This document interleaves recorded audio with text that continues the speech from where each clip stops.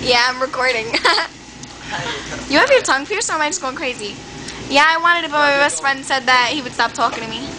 He doesn't. He doesn't any piercing. We're coming all the way to bro. I mean, it's only $20. So. No. He does have something pierced. I don't know why he did it, but he does. I did it, and it looked good. Just do it yourself? Yeah. The gauge too. Oh, that's bad. That's not what the lady Chris said. did that. He got it, fucking ripped it out. Or it's not that friend, the person I knew. Now we're going to Hollis. What the fuck is this shit? Yeah, I think they're a little We confused. just picked up speed. We're not stopping. Fucking. Oh, I Where was are those stop my friend Kinu? He got engaged, and he was walking naked for some fucking reason with a boner, and he got caught on something. And he ripped it out. I was like, dude.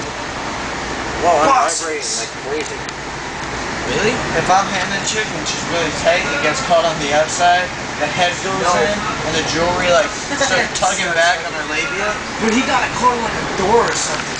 What the That's disgusting. We'll end it on that note. That's disgusting.